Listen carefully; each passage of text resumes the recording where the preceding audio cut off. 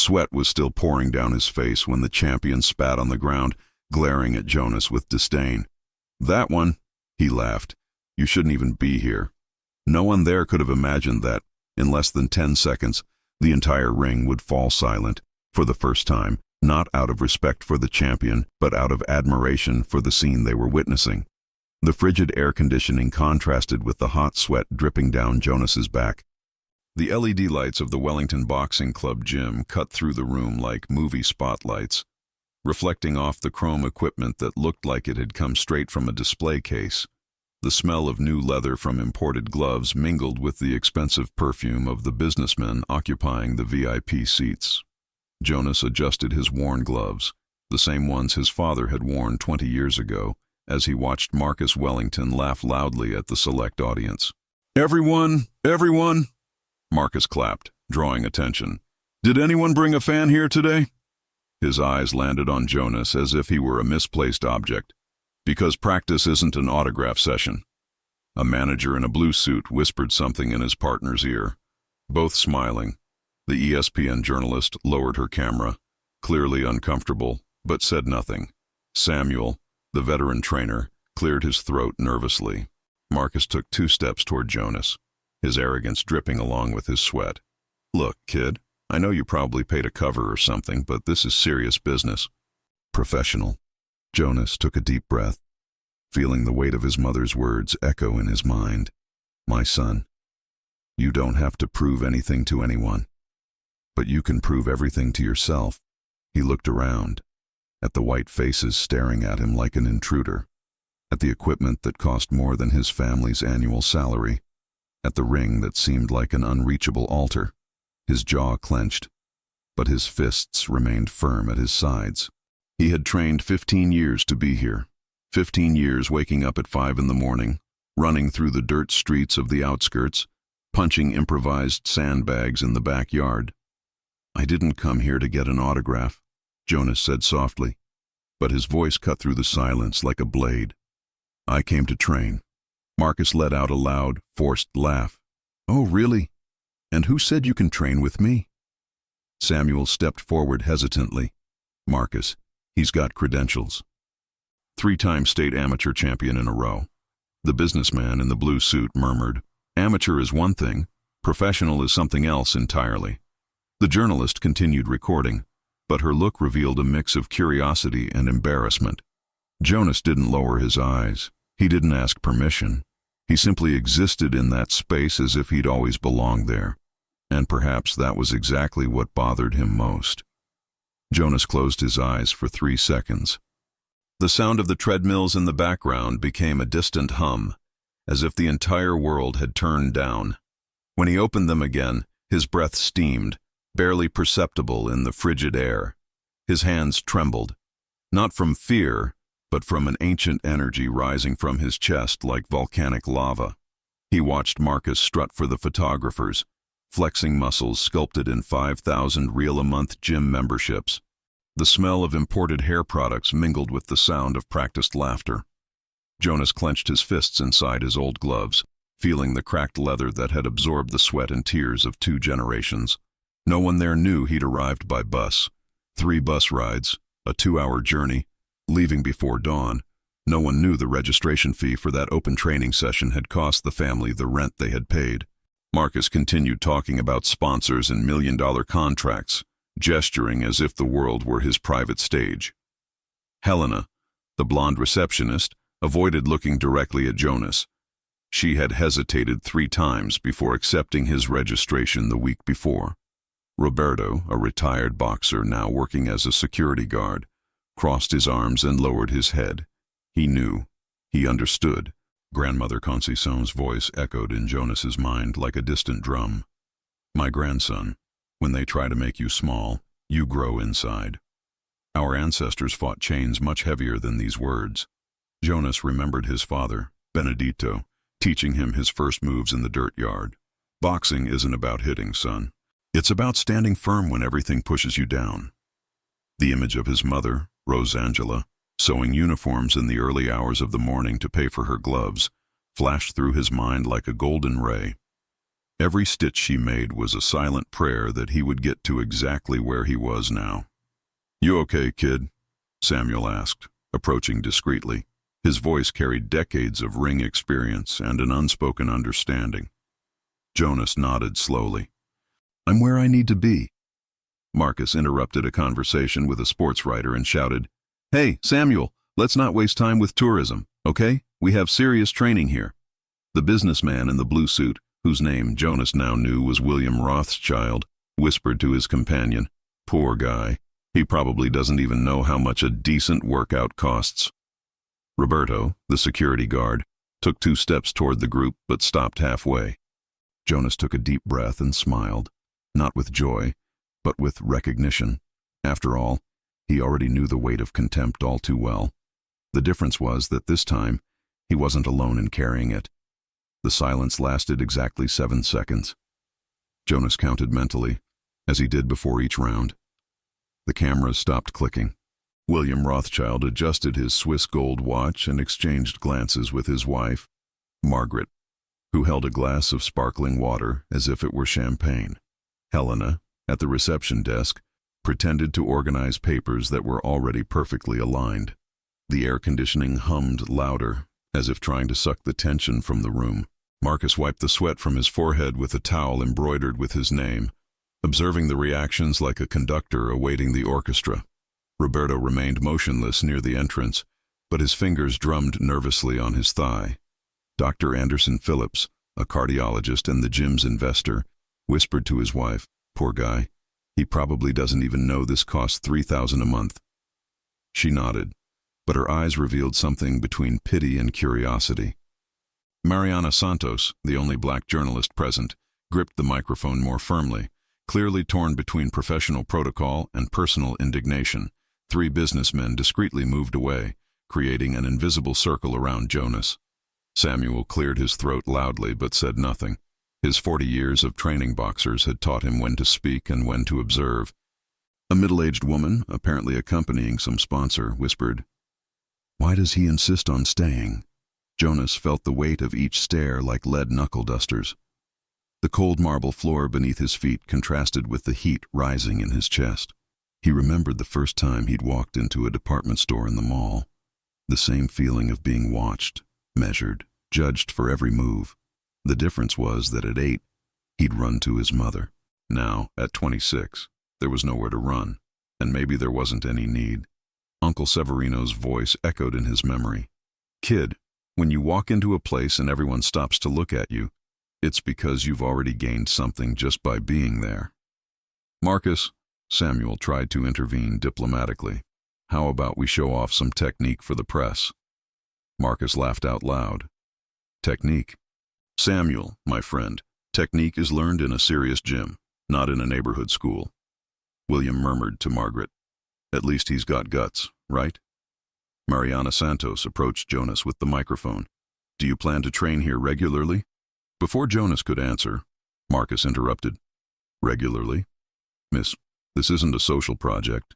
Roberto took 2 steps forward, but Helena subtly gestured for him to back off. "If you've ever felt this way, being watched as if you didn't belong where you had every right to be, you understand the weight of this silence." Jonas looked around and noticed something Marcus hadn't. Some smiles were starting to feel forced. Some eyes were looking away awkwardly. The jury was turning against the judge. The smell of coffee brewing in the aluminum pot mingled with the sound of rain pounding on the tin roof.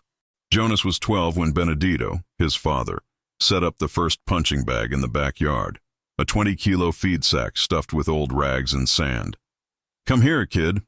I'll teach you what my father taught me." Benedito's calloused hands, stained with grease from the mechanic's shop, wrapped around Jonas's small fists. "Boxing isn't about anger, son. It's about discipline." The yellowish light from the lamp hanging on the clothesline illuminated the slow, almost ritualistic movements. Rosangela watched from the kitchen window, drying her hands on her apron, a proud smile cutting through the tiredness on her face. At 15, Jonas discovered that his mother had sold her wedding ring to buy his first professional gloves. She never told him. He realized when he saw the white mark on her finger, contrasting with her dark, sun-beaten skin. Benedito worked 16 hours a day in So Manuel's workshop to pay the fees for amateur championships. He'd come home with a broken back, but he'd always ask, "So, champ, how was training today?" Rosangela sewed school uniforms in the early hours of the morning, each stitch a silent prayer, each reel saved in the coffee pot, a hope built penny by penny. When Jonas won his first state belt, she cried for 3 days straight. Great-grandmother Esperanza's voice echoed through the generations like a distant drum. "Our fists carry the strength of those who came before, my great-grandson." Jonas remembered the stories Benedito told about his grandfather Joaquim, who had boxed in the 1950s when black people couldn't officially compete. He fought in the toreros, as a kid, without prizes, without recognition, just for the honor of proving he could. Every punch Jonas threw at the backyard sandbags carried the echo of those ancestral fists. Every victory in the amateur rings was a delayed response to the humiliations his ancestors swallowed in silence. "My son," Rosangela said on the eve of his first professional championship, "you've already won just by getting this far." Benedito adjusted his gloves on his son for the last time. "Remember what I taught you. Boxing isn't about hitting, it's about standing up." Jonas hugged them both, feeling the weight of 3 generations on his shoulders. "Dad, Mom, I'm going to get where you dreamed I would." The last thing Benedito said before leaving for work that morning was, "Go out there and show them we don't give up." Jonas blinked slowly, returning to the chilly present of Wellington Academy. He could feel the warmth of his childhood backyard warming his chest, even surrounded by all that cold marble. After all, some things we don't learn. We're born knowing them. Marcus circled Jonas like a predator sizing up his prey. His Italian leather cleats echoed on the marble floor with a calculated, hypnotic rhythm. The spotlights cast dancing shadows on the mirrored walls, transforming the room into a psychological arena. William Rothschild held his wife's wrist, clearly uncomfortable but lacking the courage to intervene. Helena pretended to answer a non-existent phone call. Marcus's sweat glistened under the LED lights like motor oil, each drop carrying the arrogance of someone who'd never had to prove he deserved to be anywhere. Roberto clenched his fists but kept his arms crossed. "Everyone, everyone." Marcus clapped again, drawing everyone's attention. "Do you see this? This is what happens when we don't set limits." He stopped right in front of Jonas, so close he could smell his minty breath. "Let me explain something to you, kid. Professional boxing isn't a schoolyard joke. It's serious business, serious money, serious people." Margaret Rothschild whispered something in her husband's ear, who shook his head. Marcus continued, now speaking louder to the audience. "Maybe you could carry my gloves after training, or clean the ring. That would be more appropriate for your level." Jonas took a deep breath, feeling each word like a punch to the gut. But it wasn't pain he felt. It was recognition. That humiliation had familiar textures. The same tone of voice from the school principal when she suggested he drop out of college. The same look from the bank manager when he asked for a loan to open his father's workshop. The same energy from the police officer who, accidentally, searched him 3 times in the same week. Marcus wasn't inventing anything new. He was simply executing a centuries-old script with modern clothing and scenery. The violence was always the same. Only the words and costumes had changed. "Marcus," Samuel attempted one last diplomatic intervention. "Maybe we can focus on the technical training itself." Marcus turned to the coach with a cold smile. "Samuel, my friend, you're getting sentimental in your old age." Dr. Anderson Phillips cleared his throat uncomfortably. "Well, maybe it's time we started the actual training."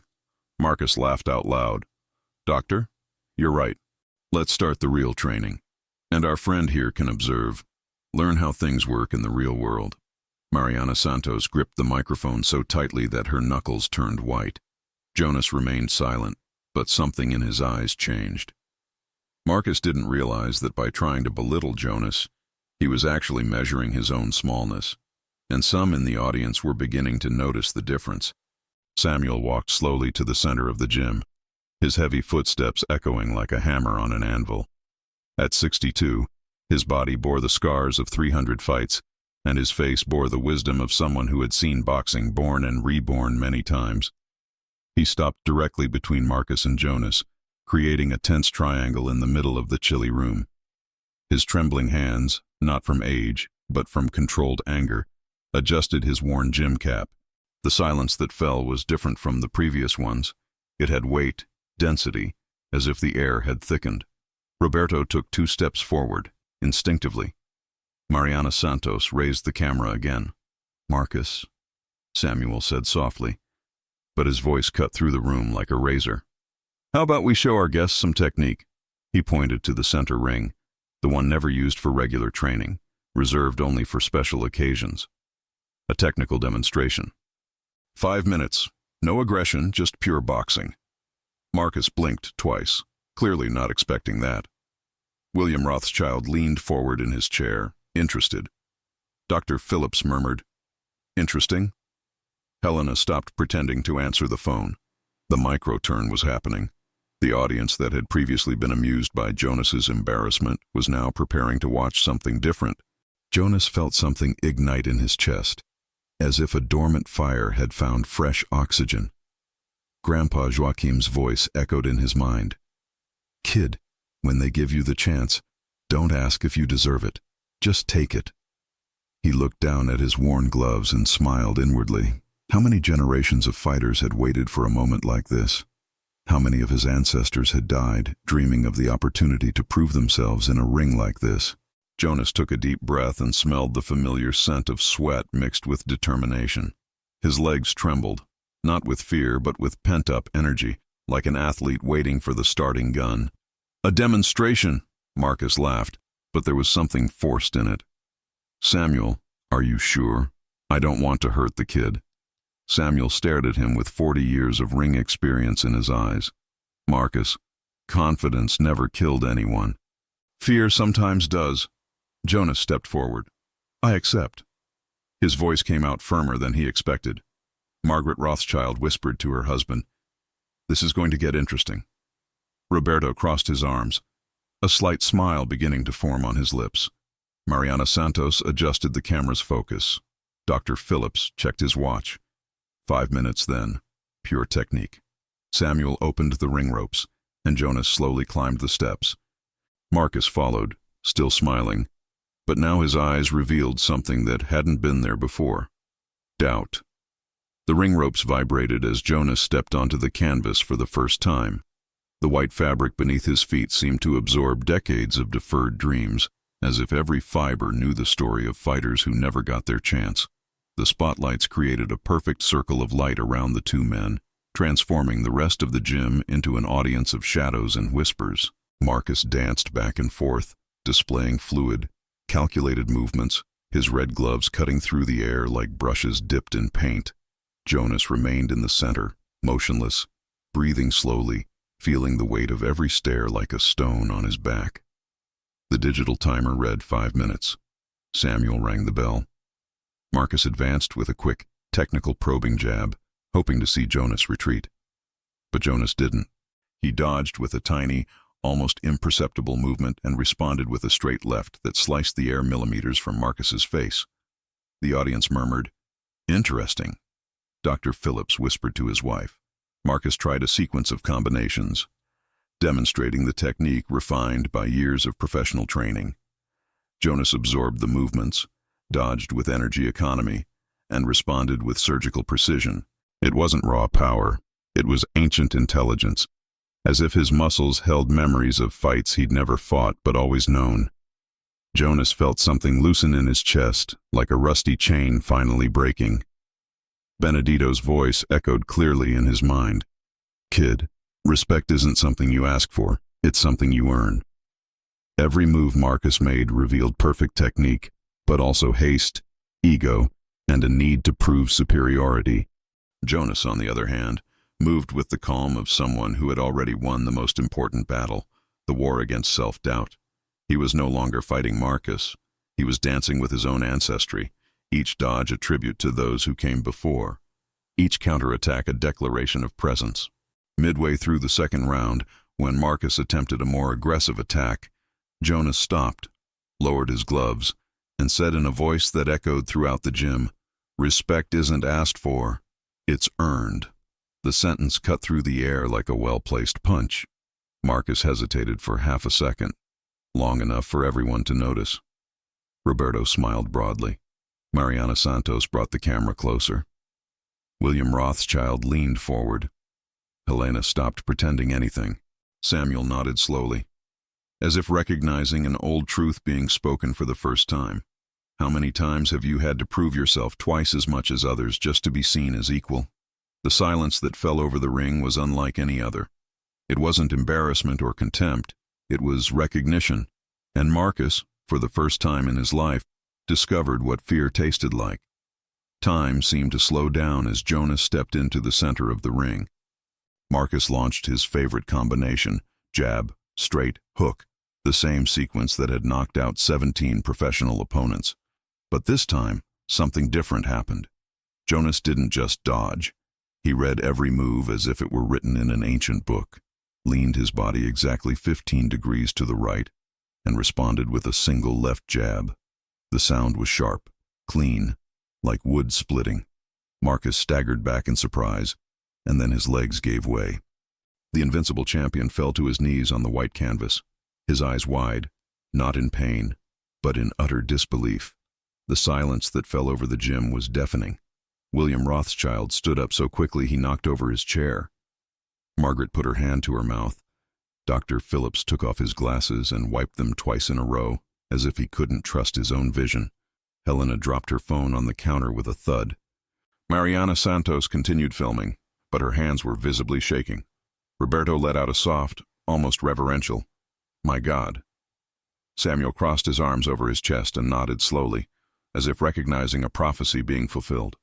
Marcus remained on his knees, staring at Jonas, as if seeing a ghost. Jonas extended his hand to help Marcus to his feet. There was no triumph in the gesture, no revenge, only a dignity that cut deeper than any punch. In that moment, it became clear to everyone in the gym who truly was small. Marcus accepted the hand, rose slowly, and for the first time in his adult life, felt the bitter taste of forced humility. The audience that had previously laughed at his expense now looked at him with a mixture of pity and embarrassment. The cameras that had previously followed him like spotlights now focused on Jonas with respectful curiosity. Power had changed hands without violence, only with truth. "How?" Marcus murmured, more to himself than to Jonas. "How did you?" Jonas replied quietly, but the whole gym heard. 15 years of training, 3 state belts, 72 knockout victories. Samuel approached the ropes. "Everyone, I present to you Jonas Benedito Silva, 3-time amateur champion, never lost a fight." William Rothschild whispered to his wife, "Why didn't anyone tell us?" "Doctor," Phillips murmured, "maybe because no one asked." Roberto clapped his hands slowly, a clap that echoed like thunder in the silent gym. This victory isn't just Jonas's, it's everyone's who's been underestimated before they even showed what they're capable of. Jonas looked out into the crowd and saw, at the back of the gym, a black boy of about 10 watching through the glass entrance. The boy was smiling, his eyes shining, and Jonas knew his struggle had already been worth it. Jonas stepped down from the ring slowly, each step echoing in the transformed silence of the gym.